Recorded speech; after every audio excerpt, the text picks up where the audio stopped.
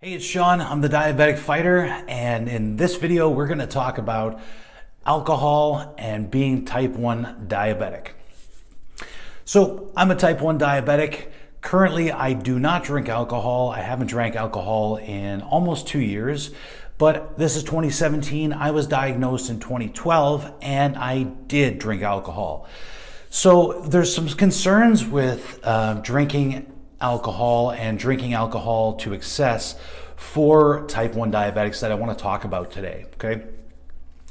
So first of all, if you are going to drink alcohol being a type 1 diabetic, it's really important to kind of experiment with your blood glucose and the different types of alcohol that you drink to see what effect it does have on you. For me, I found that if I drank beer, there were carbohydrates in that beer, so it would elevate my blood glucose level. Now, if I drank something like vodka or hard alcohol or spirit, that would actually lower my blood sugar over a period of time. So I did do some experimentation and some checking just to see exactly how I responded. Now, I don't drink wine. I didn't drink red wine, so I'm not sure how that would affect my blood sugar, but I'm assuming that it probably would raise it because generally red wine would have some sort of sugar in there.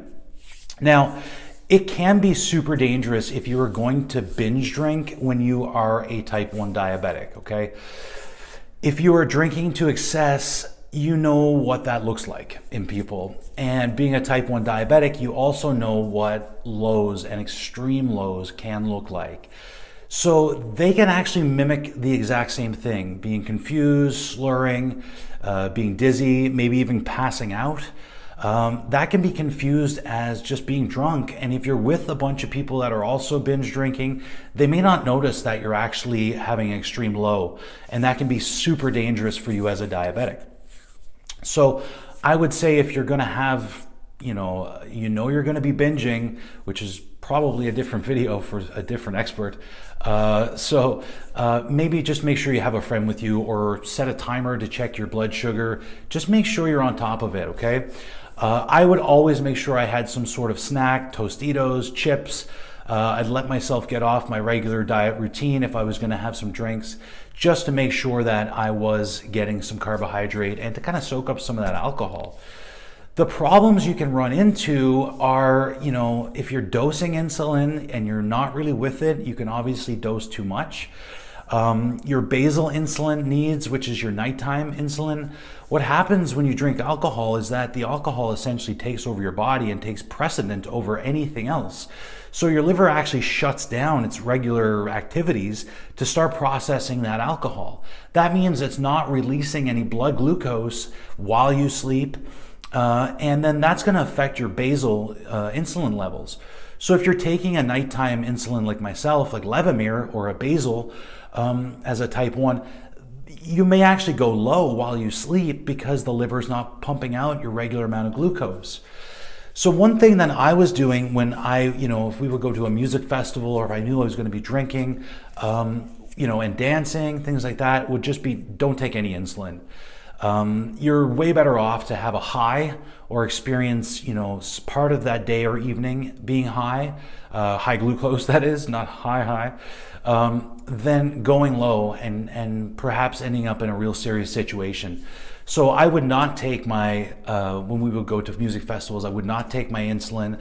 I would check my blood sugar regular. I would eat, I would snack, I would dance, I would have a lot of fun, but I also wouldn't take my basal insulin before I went to bed. And then when I woke up in the morning, I'd see where I was and then start planning accordingly, okay?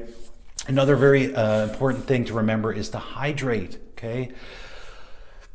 There's no secret that being diabetic and type 1 diabetes does have an effect on your organs, okay? Alcohol has an extremely terrible effect on your organs. So if you're going to be drinking alcohol, please make sure you're hydrating and keeping your body well hydrated so we don't cause any damage to our liver, to our organs from that, okay? Again, if you have issues with binge drinking, then maybe perhaps speak to someone and being diabetic, we really need to take care of ourselves. So that's the reason that I personally decided a couple years ago that I was going to stop drinking. I still go out, I still party, I still have good times, but for me, I don't want to shorten my life. I don't want to do anything that's going to hurt my body. So I made that decision personally, okay? Other than that, so just make sure that you have a friend with you. You tell everyone that you're partying with that you're diabetic. Tell them what the signs look like. Check your blood sugar. Experiment at home when you have your blood glucose with a beer, with a wine, with whatever spirit you drink. Maybe not all at the same time and in the same night, but definitely do it and see what the effect it has on you. I can't tell you what it's going to do to you. We're all different. So yeah, do that.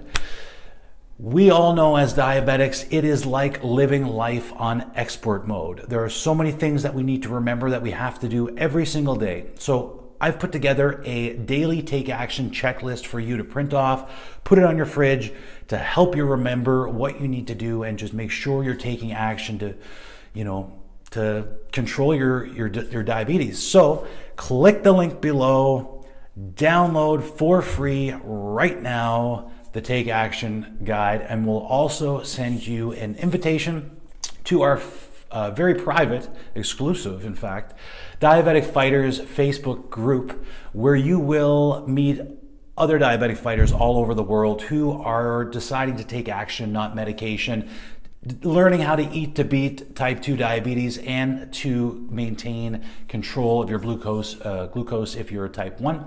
So until next time, click the link, download the guide, get the invitation, join the group. Bye.